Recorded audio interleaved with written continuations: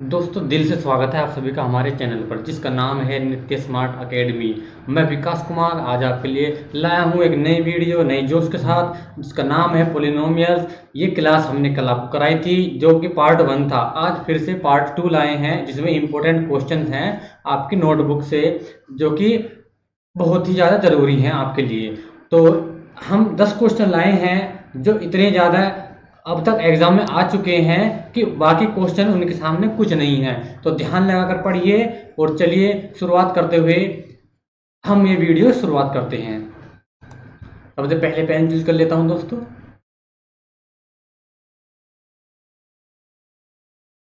चलिए तो हमारा पार्ट 2 है। पार्ट 1 आप देख लेना, आपको समझ में आ जाएगा। चलिए शुरू करते हैं। क्वेश्चन नंबर 1 सीधा आपके सामने आ चुका है। तो क्वेश्चन 1 है if 1 zero of the quadratic polynomial x square plus 3x plus k is 2 then the value of k is. हमें के की वैल्यू फाइंड करनी है। अगर इसका इस पोलिनोमियल का एक बहुपद हमें दिया गया है, अगर इसका एक 0 2 है यानी कि इसका एक शून्यंक 2 है तो के की वैल्यू बताइए। अब दोस्तों आप बिल्कुल भी अनजान नहीं है इस चीज़ से कि जब इसका एक 0 2 दिया गया है तो इसका मतलब क्या है। इसका मतलब है x की वैल्यू 2 है। 2 है कि नहीं है।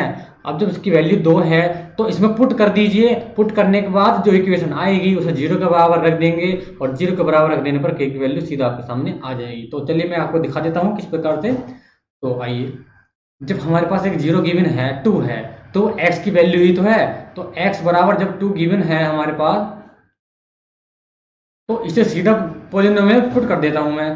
तो जब x की जगह 2 रखूंगा तो यहाँ पर तो 2 का स्क्वायर 4 हो जाएगा।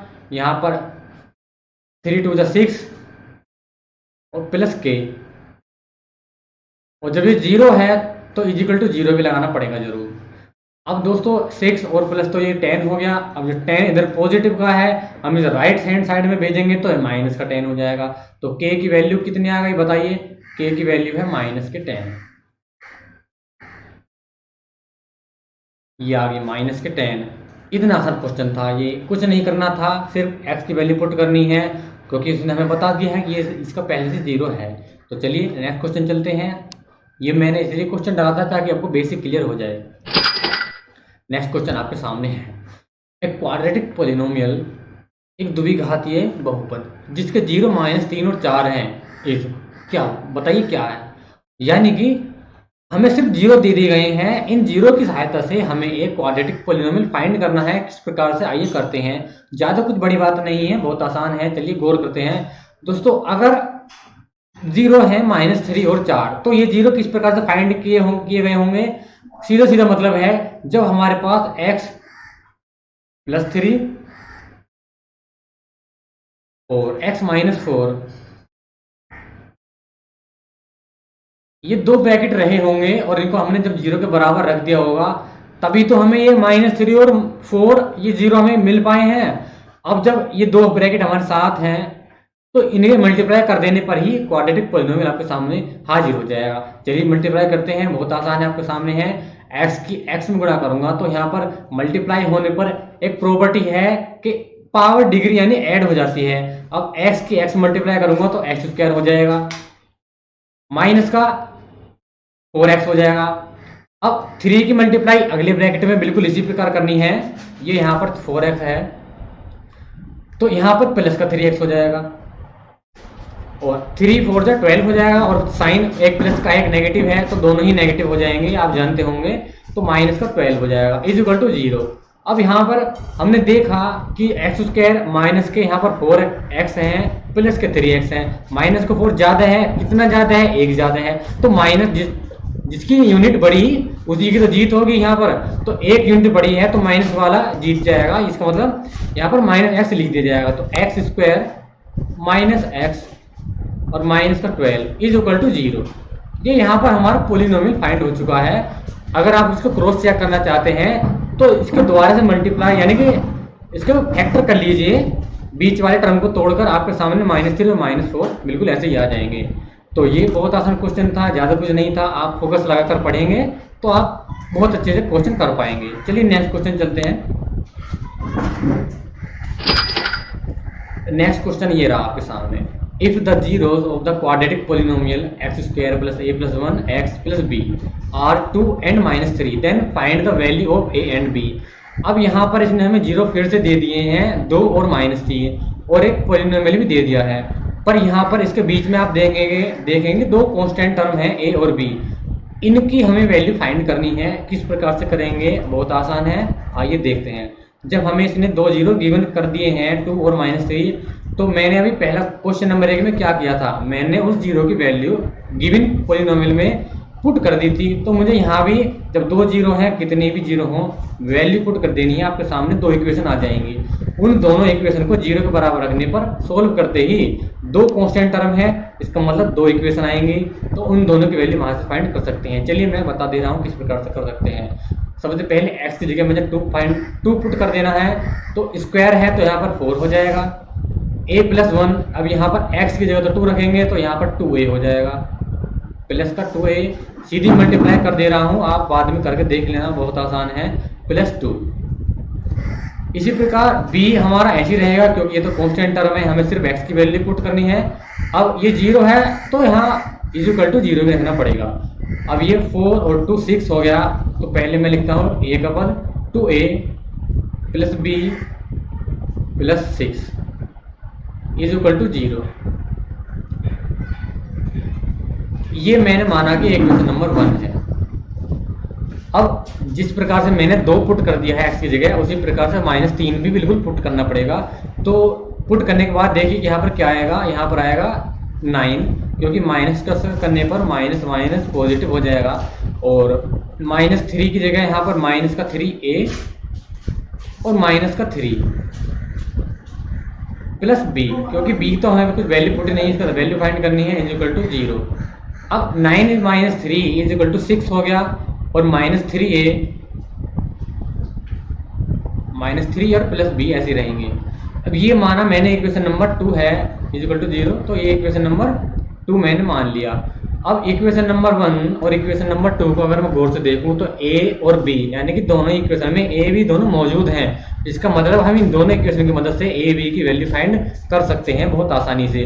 तो चलिए, जब हमारे पास ये इक्वेशन 1 और इक्वेशन नंबर 2 को देखेंगे तो b और 6 इन दोनों की डिग्री बिल्कुल सेम है। इसका मतलब अगर इसे सब्ट्रैक्ट करते ही, माइनस करते ही 6 और b आपस में क्रॉस हो जाएंगे, तो यहाँ पर सिर्फ इन्हें सब्ट्रैक्ट करने पर सिर्फ माइनस का a बचेगा, और माइनस का a जब मैं इसको रखूंगा 0 के बराबर, तो a की वैल्यू मुझे पता है कितनी आएगी, a की वैल्यू 0 आ जाएगी।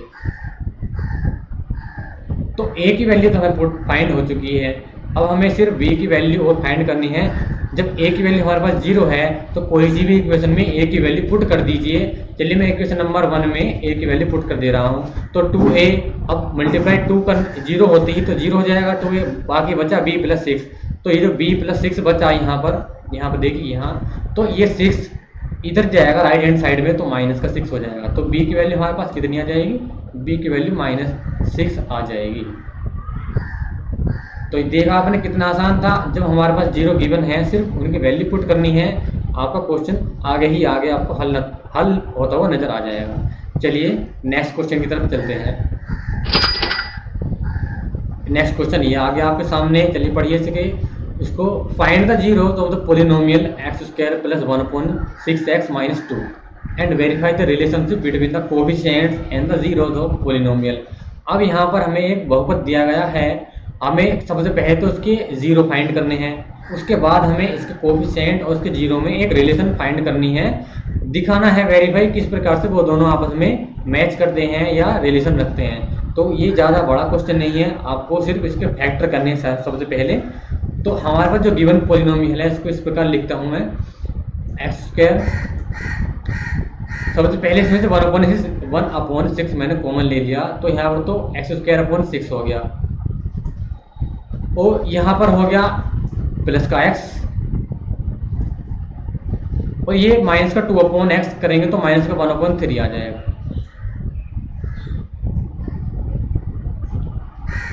सॉरी, यहाँ पर 6x² हो जाएगा क्योंकि मैंने कॉमन लिया है ना, और यहाँ पर हो जाएगा 12, ये 12 है यहाँ पर। तो ये हमारे पास जब ये पोलिनोमियल आ गया है अब नई फॉर्म में 6x, इसको 1/6 को फिलहाल के लिए भूल जाइए कि यहाँ पर है। अब जो हमारे पास 6x² प्लस x माइनस 12 आ गया, इसके फैक्टर करने हैं। तो फैक्टर करना हमें मालूम है, यहाँ पर जो कॉन्स्टेंट टर्म है 12 और x² का जो कोफिशिएंट है 6, इनकी मल्टीप्लाई करने पर 72 आ रहा है। तो हमें इस प्रकार से देखना है कि मल्टीप्लाई करने पर 72 आए और जोड़ने या घटाने पर 1 आए। तो दोस्तों 9 8 72 और 9 माइनस 8 इज इक्वल टू 1। तो इस x को यानी बीच वाली जो टर्म है इसको मैं लिख सकता हूँ 9x माइनस 8x, यानी कि 9x माइनस 8x। तो ये बाकी चीज ऐसे ही रहेंगी, मुझे सिर्फ बीच वाला टर्म देखना था। अब 6x और 9x में एक तो 3 कॉमन आ रहा है और 6x कॉमन आ रहा है, तो 3x मैंने कॉमन लिया, तो यहाँ पर तो बचा 2x और यहाँ पर बचा सिर्फ 3, और वो भी कैसा पॉजिटिव। अब माइनस का 8x और माइनस का 12, यहाँ पर माइनस का 4 कॉमन आ रहा है, माइनस का 4 कॉमन रहूँगा तो यहाँ पर 2x और यहाँ पर प्लस का 3। तो हमने देखा कि यहाँ पर दो चीज़ आ गई हैं, 2x प्लस 3 और 3x minus 4। 2x plus 3 common है, ये 3 है, और 3x माइनस 4। अब इन जब दोनों ब्रैकेट को मैं 0 के बराबर रखूंगा तो x की वैल्यू एक तो 3/2 आ जाएगी माइनस के, और एक आ जाएगी 4/3। तो x की वैल्यू हमारे पास जो आई है वो है माइनस का 3/2, माइनस का 3/2, और एक आ जाएगी 4/3। अब 0 तो हमने फाइंड कर लिए हैं, अब हमें इनमें रिलेशन फाइंड करनी है इस पोलिनोमियल के कोफिशिएंट और इन 0 के बीच में। हम जानते हैं अगर हमारे पास 2 0 हैं तो सम ऑफ द जीरोज क्या होंगे, वो अल्फा प्लस बीटा के रूप में डिनोट किए जाते हैं। यहाँ पर लिख दे रहा हूँ अल्फा प्लस बीटा, और वो होते हैं अल्फा प्लस बीटा, ये होते हैं माइनस का b/a। अब माइनस क्या है, यहाँ पर माइनस है कोफिशिएंट ऑफ x, जहाँ पर x की डिग्री 1 है, तो वो कितनी है, वो हमारे पास है माइनस का तो ऐसे साइन रहेगा, और यहाँ पर देखिए जहाँ पर x की डिग्री 1 है, ये वाला यहाँ पर सिर्फ एक कोफिशिएंट है इसका, और a की वैल्यू कितनी है 6। तो हमारे पास 1/6 तो वैल्यू फाइंड हो चुकी है, यानी सम ऑफ द प्रोडक्ट तो हमारे पास फाइंड हो चुके हैं। अब हमें देखना है प्रोडक्ट ऑफ द जीरो, यानी वो होता है अल्फा डॉट बीटा। अब हमें इन दोनों की मल्टीप्लाई कर देनी है अल्फा डॉट बीटा, और वो होता है c/a। अब c की वैल्यू तो आपको पता है कितनी है, माइनस का 12, जो कि कांस्टेंट टर्म को डिनोट करता है, और ये 12 है, और x² की जो कोफिशिएंट है वो 6 है, तो 6 2 जा 12 से फाइंड पूरा डिवाइड हो जाएगा, तो 2 बार डिवाइड हो जाएगा, तो माइनस का 2 आ जाएगा। अब ये दोनों रिलेशन फाइंड कर दिए हमने, sum of the zeros and product of the zero, दोनों ही रिलेशन फाइंड कर दिए हैं। तो यही क्वेश्चन था, इसमें और कुछ ज़्यादा खास बात नहीं थी। हमें पहले जीरो फाइंड करने हैं, फिर रिलेशन फाइंड करनी है। तो वेरीफाई हो चुके हैं दोनों चीज़ें। चलिए नेक्स्ट क्वेश्चन चलते हैं। क्वेश्चन अगर आपको नोट करना है तो नोट कर लीजिए, चाहे स्क्रीनशॉट भी ले सकते हैं, आपकी मर्जी है। नेक्स्ट क्वेश्चन की तरफ चलते हैं, आइए। नेक्स्ट क्वेश्चन आपके सामने आ गया। अब ये क्वेश्चन है एक quadratic polynomial, the sum and product of whose zeros are √2 and -3/2 respectively, also find its zeros. अब ये कह रहा है कि इसने पहले से गिवन है sum of the zeros and product of the zeros √2 और -3/2। हमें इनकी सहायता से पोलिनोमियल फाइंड करना है और साथ ही साथ इसके जीरो भी बताने कितने हैं। चलिए देखते हैं। अगर हमें दिए गए हैं sum of the zeros and product of the zeros, तो पोलिनोमियल फाइंड करना कोई घनी बड़ी बात नहीं है, उसका एक फॉर्मूला सीधा सीधा। किस प्रकार, सबसे पहले देखते हैं x² माइनस यहाँ पर अल्फा प्लस बीटा, जो कि यह दर्शाता है, ये डिनोट करता है कि ये सम ऑफ द जीरोज है, और यहाँ पर x प्लस यहाँ पर अल्फा डॉट बीटा, ये दिखाता है प्रोडक्ट ऑफ द जीरो। और दोनों ही चीज़ें हमारे पास पहले से गिवन है, तो चलिए एक्स स्क्वायर तो ऐसे ही रहेगा और दोनों चीज़ें हमें यहाँ पर पुट कर देनी है। अल्फा प्लस बीटा की वैल्यू √2 है, तो √2x plus alpha dot beta की वैल्यू -3/2 है, -3/2। तो यह -3/2। अब इस इक्वेशन को थोड़ा और आसान कराने के लिए, इजी बनाने के लिए हमें 1/2 कॉमन ले लेते हैं, तो आपके सामने इक्वेशन बहुत आसान हो जाएगी। 1/2 कॉमन लेते ही ये तो हो जाएगा 2x² और यहाँ पर हो जाएगा 2√2x और माइनस का यहाँ पर सिर्फ रह जाएगा 3। अब ये जो पोलिनोमियल है ये 2√2 है। अब ये आसान हो गया, इजी फॉर्म में हो गया हमारे लिए। ये 2x⁻2 है। अब हमें इसका फैक्टर करना है, तो मल्टीप्लाई करने पर 6 आना चाहिए और जोड़ने या घटाने पर 2√2 आना चाहिए। तो ये कुछ ज़्यादा बड़ी बात नहीं है। अगर मैं 3 और 2√2 की मल्टीप्लाई करूं, यानी √2 और √2, तो बताइए मल्टीप्लाई करने पर कितना आ जाएगा? ये 6 आ जाएगा और जब इनको जोड़ने पर 2√2 आ जाएगा। तो जब हमारे पास ये फैक्टर आ जाएंगे तो किस प्रकार से मैं इसको लिख सकता हूँ? 2x² -3√2 और प्लस 2√2,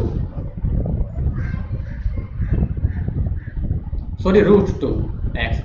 तभी तो -3 में से प्लस का 1 जाएगा तो -2 बचेगा। अब हमने पता कर लिया है कि इसके फैक्टर किस प्रकार से किए जा सकते हैं। अब जब कॉमन लेंगे तो यहाँ पर x की वैल्यू 2 फाइंड हो जाएंगे, 2 जीरोस फाइंड हो जाएंगे। तो दोस्त यही क्वेश्चन था।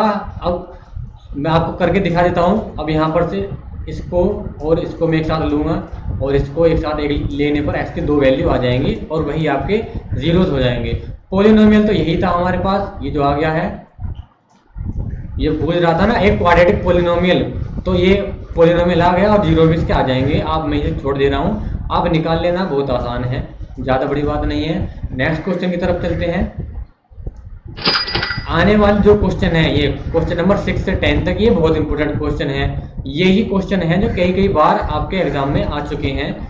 मैं उन ऐसे ही इंपॉर्टेंट क्वेश्चन आपके लिए लाया हूँ। तो चलिए नजर मारिए एक बार क्वेश्चन पर। If the remainder on division of एक पॉलिनोमियल है, तो जब हमने इसको डिवीजन करा x-3 से, तो हमारे पास रिमाइंडर 21 बचा। अब यहाँ से हमें एक वैल्यू दी हुई है ना, k की वैल्यू, वो फाइंड करनी है और साथ ही साथ इसके एक जीरो भी फाइंड करने हैं, जीरोस फाइंड करने हैं।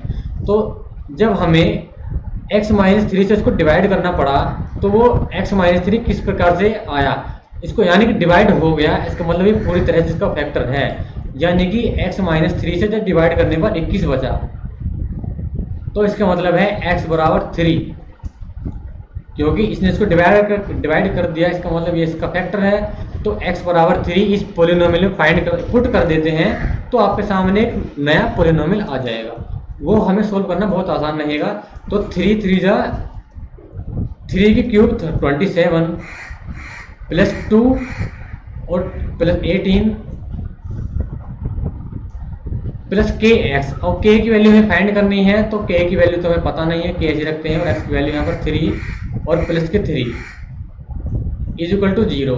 तो यहाँ से हम इस इक्वेशन को सोल्व करेंगे तो हमें k की वैल्यू मिल जाएगी। तो 27 और 3 तो हो गया 30 और 30 और 18 हो गया 48, और 3k को मैं उस साइड ले जाता हूँ तो -3k हो जाएगा। अब k की वैल्यू आपके सामने कितनी आई? k की वैल्यू आई -16।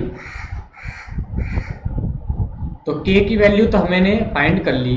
अब ये जो k की वैल्यू आई है, इसको गिवन पॉलिनोमियल में पुट कर देने पर, यानी यहाँ पर पुट कर देने पर हमारे पास एक नया पॉलिनोमियल आ जाएगा। वो वही सोल्व करना बहुत आसान रहेगा। तो चलिए पुट कर देते हैं। तो जैसे ही मैं इसको पुट करूँगा तो ये हो जाएगा x³ जो गिवन पॉलिनोमियल है उसमें पुट कर रहा हूँ, प्लस 2x² प्लस kx, और k की जगह हमारे -16 आ गया है, तो -16x हो जाएगा। और +3 ऐसे ही रहेगा। अब ये जो हमारे पास पॉलिनोमियल आ गया है, इसको हमें डिवाइड करना है x-3 से। x-3 से डिवाइड करने पर जो हमारा यहाँ पर कोशेंट आएगा, वही कोशेंट को जब हम दोबारा से लिखेंगे किस प्रकार, जैसे अगर मैं 3 से डिवाइड कर रहा हूँ 5 को, तो ये कितनी बार इसको डिवाइड कर सकता है, एक बार। 3 1 जा 3, रिमाइंडर बचा 2। तो ये जो 5 है इसको लिख सकता हूँ 5 = 3 × 1 + 2। इसी प्रकार ये जो हमारा पॉलिनोमियल है, इसके माना हमने जो भी यहाँ पर कोशेंट आएगा, उस कोशेंट की इस डिवाइजर की और जो रिमाइंडर आया उसकी मल्टीप्लाई करने पर हमारा ये डिवाइडेंट आ जाएगा। तो यही रिलेशन फाइंड करनी थी, और जब ये रिलेशन हमारे पास फाइंड हो जाएगी तो उसके जीरो भी फाइंड करने बहुत आसान है। यही क्वेश्चन था, ज़्यादा कुछ बड़ी बात नहीं है, आप कर लेना, बहुत आसान है। नेक्स्ट क्वेश्चन की तरफ चलते हैं। Next question, find the quadratic polynomial whose sum and product of the zeros are 21/8 and 5/16 respectively. यही सेम क्वेश्चन, सिर्फ डिजिट अलग थी, पहले भी कराया जा चुका है, कोई बड़ी बात नहीं है। मैं सिर्फ बता दे रहा हूँ कि क्या फॉर्मूला है, किस प्रकार से इसको रख सकते हैं। अगर हमें sum and product of the zeros दिए गए हैं, तो उस सीधा सीधा हम एक पॉलिनोमियल, उसका फॉर्मूला है, रख देने पर ही पॉलिनोमियल फाइंड हो जाएगा। किस प्रकार, एक इक्वेशन है x² माइनस, ये माइनस का जरूर ध्यान रखना, क्योंकि यहाँ पर कुछ बच्चे प्लस कर देते हैं तो पूरा क्वेश्चन ही गलत हो जाता है। यहाँ पर आएगा सम ऑफ द जीरो, यानी अल्फा प्लस बीटा, और यहाँ पर x प्लस यहाँ पर आएगा अल्फा डॉट बीटा। तो ये जो फॉर्मूला है, इसमें आप सीधा सीधा रख देंगे 21/8 और 5/16 को, और ये पॉलिनोमियल सीधा सीधा आपके सामने आ जाएगा। चलिए मैं ही रख दे रहा हूँ, तो ये हो जाएगा x²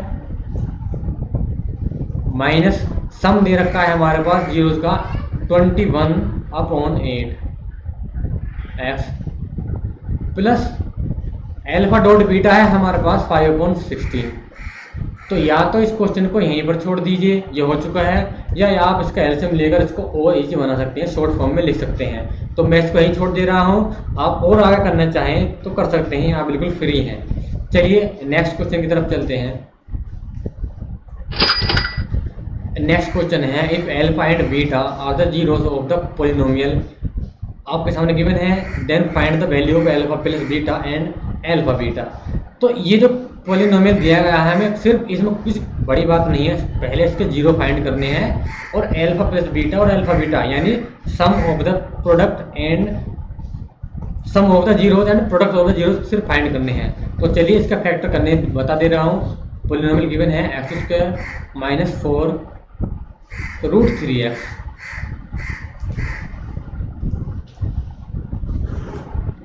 प्लस 3। अब देखिए मल्टीप्लाई करने पर तो 3 आना चाहिए, और जोड़ने या घटाने पर 4√3 आना चाहिए। तो ये इसका फैक्टर करने हैं आप। जब इसका फैक्टर कर लेंगे तो जो जीरो आएंगे उनकी सहायता से आप sum of the zero and product of the zero यानी अल्फा प्लस बीटा, मैं दिखा दे रहा हूँ, अल्फा प्लस बीटा तो हमारे पास होता है माइनस का b/a,